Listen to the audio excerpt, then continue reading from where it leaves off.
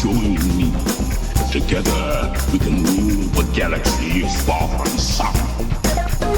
I am a Jedi, like my father before me. This is getting out of hand. Now there are two of them.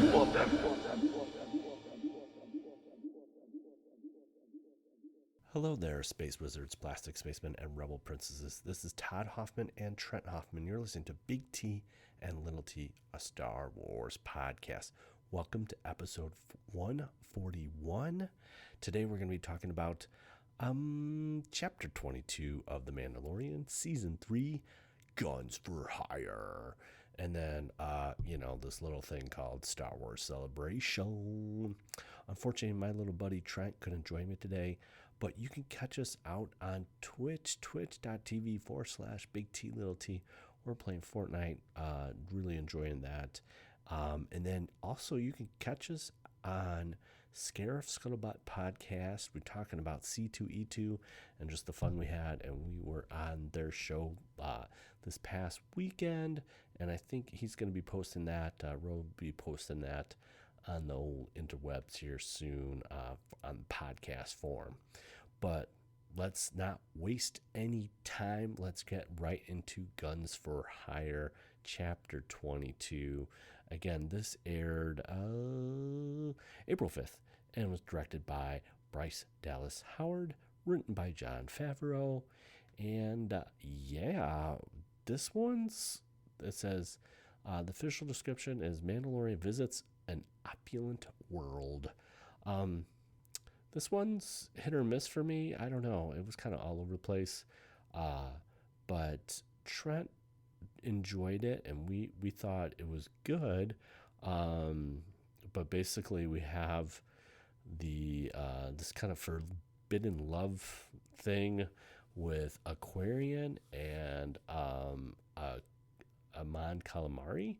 And so we have Axe Wolves, not wolves. I always want to say wolves, but it's Axe Wolves.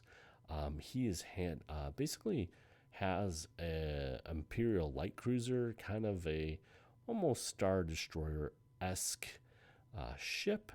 And he is, we got Koska Reeves, our good wrestling friend there, Sasha Banks, coming back here. And basically we have Amon Calamari and Aquarian in love. We get a weird Aquarian kiss, but this is all kind of, again, the Amon Calamari doesn't like to be in a trap. That's right. It was right there. But basically, Axe is acting as mercenaries, and they want to take him back to the homeworld because they don't want this Romeo and Juliet thing. Okay, so that's kind of sets up the thing. And then we have Palzar 15. So Bo and Din and Grogu travel to this Palzar 15 planet. And it kind of is covered in domes. It looks like a cross between a couple different planets, but it's got this planet's definitely got a cool Ralph McQuarrie kind of esque design. I really enjoyed the planet and the way it looks. There's like these kind of streamlined tube trains, and they take this kind of pod thingy there, but we get a black RA7 or a Death Star protocol droid, and a black, like a flat black astromech droid digging the paint. You get greeted by there, and they go on. And this is where it gets weird, a little weird. They get to this kind of, they can't go to the Mandalorian place where they saw coming in, but they are met basically by Jack Black himself. That's right, the bombardier, and the Duchess. Basically what it's explained is that he was Imperial, but because of the New Republic amnesty program, he comes over and helps build Palzar 15, and the Duchess and him fell in love. I love Jack Black 120 bazillion%, but I just felt this was oddly out of place, and it just felt weird with the dinner hall with the Biths and the Rhodians and the Celestins and a couple Ithorians and all that stuff. Just felt a little weird. But we get this thing with, basically they have this droid problem, and the droid problem is they just love their droids. They're all kind of addicted to their droids, but problem is some are malfunctioning, and there's some former battle droids, both regular and super battle droids.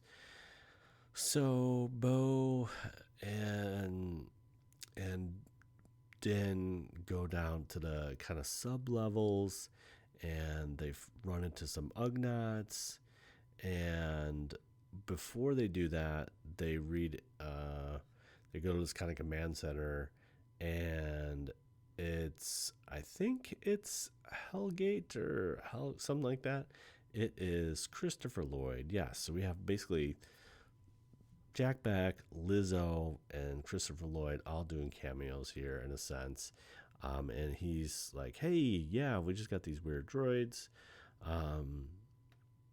So they go down to the sub-levels, and they meet with some Ugnaughts, and the Ugnaughts give them a list. Now, again, I thought this would be a perfect opportunity for Mando to find out about IG-80 or IG-11, but they didn't do that, so they basically give him a list.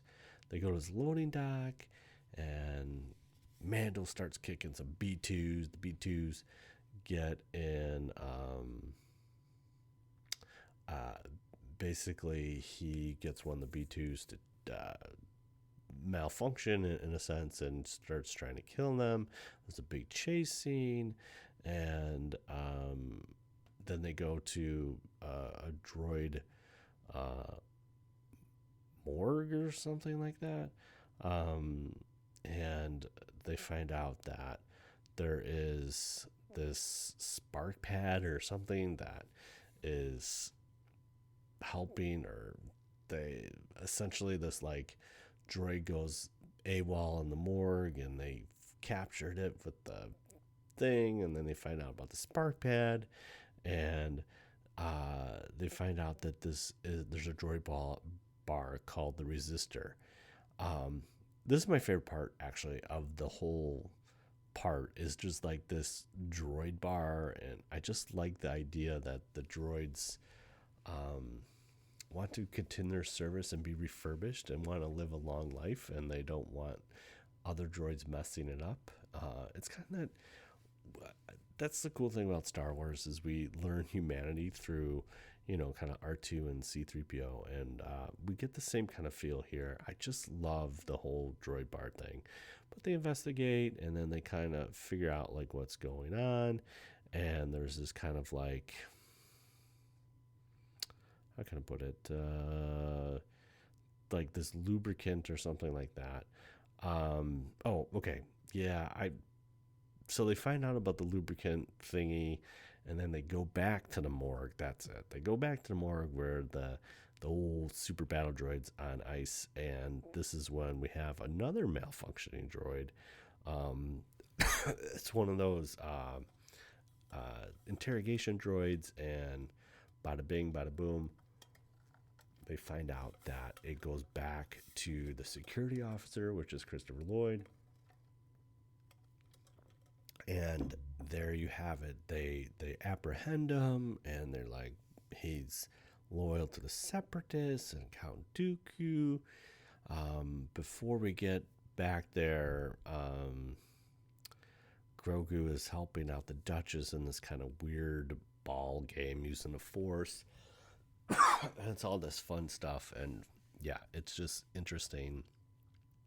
It's got a Clone Wars vibe, but it's just a little weird for me.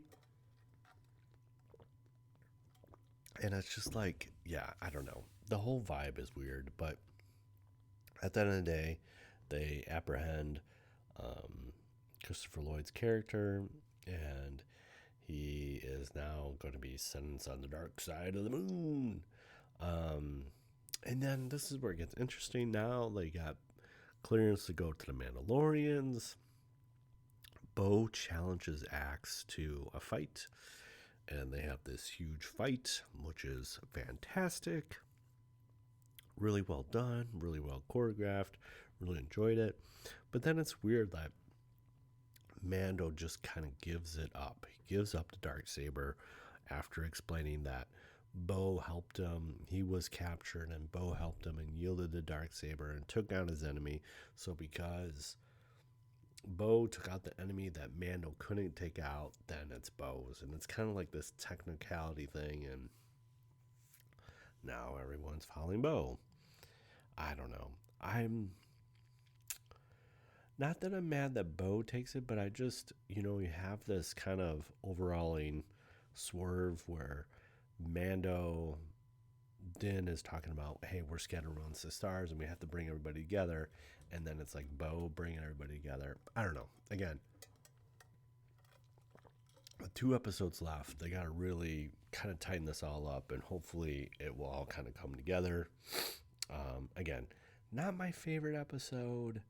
Again, love Jack Black to death. He is like my spiritual animal, but it just seemed like a little weird on this one. But yeah, there you go. That is chapter 22, Guns for Hire. And again, I love Bryce Dallas Howard. She did phenomenal work, and some of her episodes were my favorite. I just think this was a mess. It was just a mess for me. Okay.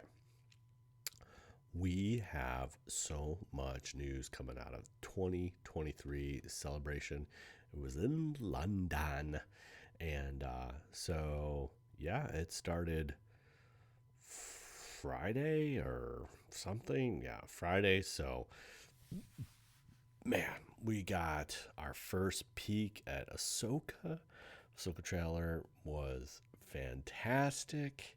It looks great. We have some Dark Jedi. We have a Dark Jedi Apprentice. We have Grand Admiral Thrawn. What? Oh my gosh. I can't believe if you told me Grand Admiral Thrawn would actually be in a live action. And there was 2 different versions. They kind of do this. There's the official version, and then there's the celebration version. The celebration version, you get to see a little bit more of Sabine wielding a lightsaber, and we get a front view of Grand Admiral Thrawn, and yeah, so that was really cool. Another big thing that came out of the Friday showcase or Lucasfilm showcase is not only did we get 1, not 2, but 3 different movies announced. James Mangold, who has just finished Indie Dials of Destiny, is going to be directing a new Dawn of the Jedi. And then you have Dave Filoni, that's basically going to be directing a super duper Mandoverse kind of movie, which is basically combining all the TV shows into a movie, which is kind of interesting. And then the Charmin Abade Choine, am I saying that right? I don't know. She is going to be directing the new Jedi Order, and then Rey shows up, Daisy Ridley shows up, and it's going to be set 15 years after the Rise of Skywalker. This is crazy. Basically, this is Grogu and Rey. This is going to be kind of crazy. Speaking about James Mangold, we have the Dial of Destiny trailer revealed. So yeah, going into Celebration, I was like, it's going to be a mess if they don't announce one movie. And they hit it. I was really surprised that they did 3, and they're basically doing 3 different timelines. So Dave's in our familiar timeline, right in the middle of everything going on. We got a beginning and kind of end. So it's interesting that they're expanding the timeline in both directions. Very, very crazy. And really, it's interesting. I think back to that Daisy Ridley posted on Instagram that she was visiting Lucasfilm, and that was like October. So it kind of all checks out. Crazy. We got, let's see what other things. Andor season 2. There's a lot of discussion about on the Andor panel. We got the Acolyte. We found out Jonas is taking up a Wookiee that is now a Jedi Wookiee. It's crazy. Crazy. Let's see. Saturday was Lars Mikkelsen was revealed as Grand Admiral Thrawn, and we just got some cool stuff from the Ahsoka panel with Dave Filoni, Rosario Dawson, a bunch of other stuff.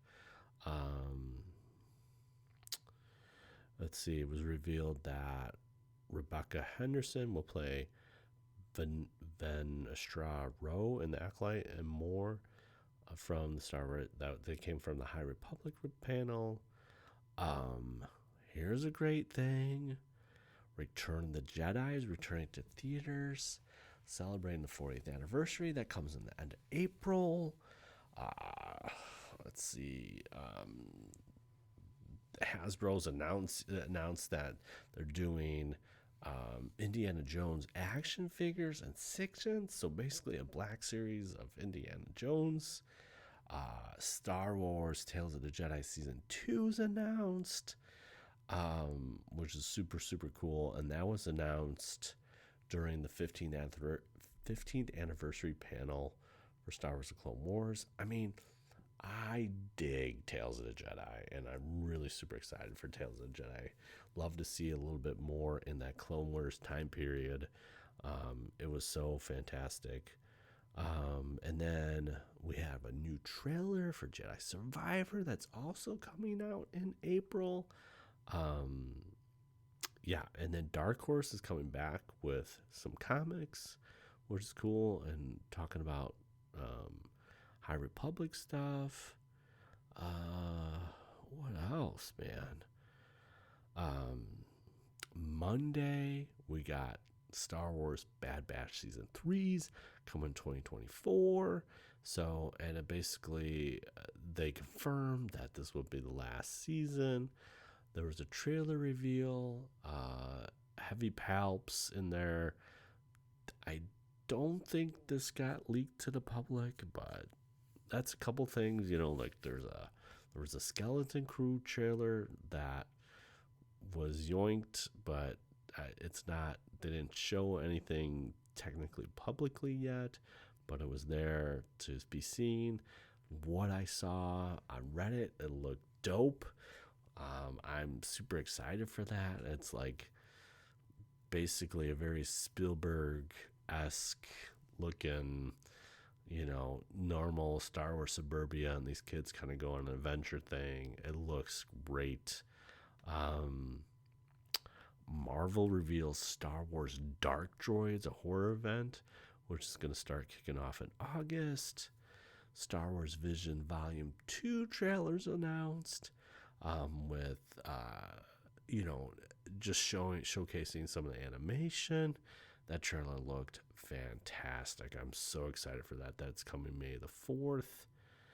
And to kind of round it out, they had a very cool closing ceremony. And it's in Japan in 2025.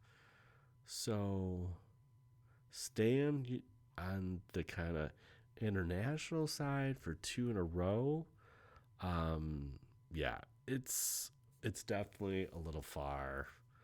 I was really, with the 2025 and the new movie being announced and ready to go for that time, I was like, this would be a good time to go. It'd be 2 years away, can save some money, get ready to go. And it's in Japan, which is slightly farther than I would like to go. So I don't know.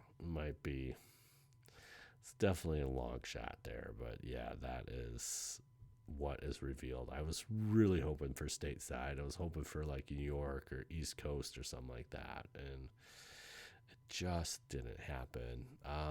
But again, caught some. I caught a lot of live panel as much as I can. I caught some live panels, and it was just cool seeing all the feeds and all the stuff. I mean, I think my favorite thing out of this is like the No Way Out is rivaling Will Row Hood, the Marching the Hoods. I think that's kind of cool. Andy Serkis even led some of them in a No Way Out kind of shout out and stuff. I thought that was super cool. But yeah, there's just a lot of different stuff going on in its celebration. And, it was cool seeing, I mean, Star Wars Celebration live stage is probably one of the coolest parts because they brought out pretty much everyone you saw in those panels. And so it was really cool to see all those guys just like bear it all, and it was very emotional. Like there's a part where Hayden Christensen's out there and he's getting emotional. Dave got emotional. Everybody was kind of getting even like Mickelson that was playing Thrawn, he got emotional. I mean, it was super cool, man. I was really digging the vibes in Star Wars Celebration Live. And so heavily watched on Friday, caught a little bit on Saturday morning just trying to catch up, and then nothing really Sunday because of the Easter and all that stuff, but caught a little bit here on Monday, checked out the closing ceremonies. It was super cool. I mean, it's great, getting those timelines flooded with all the information, and it feels like you're there, but you're not there. And there's definitely a little FOMO. I mean, if you haven't gone to Star Wars Celebration, you have to go. You have to. It's like a must thing. So hopefully next time it's announced in Japan, we can get it back to the States. And yeah, there's just no question I have to go when it's back in the States. But you never know. Maybe Japan will happen. I don't know. We'll see. But yeah, it's just one of those cool things. I think it's just like it's not just the event, but it's like the people you connect with and just the randomness of things that happen that make that so much special. And yeah, it looked like everyone was having a blast, and looked like London was a great host for Star Wars Celebration, and happy for all those people that went and got to experience that. And yeah, it's going to happen again in 2025. Should be very interesting. And it was really cool too, seeing like so many Star Wars people coming out for that and just being there and all that kind of fun stuff. So yeah, it was just a really, really cool event, and super excited.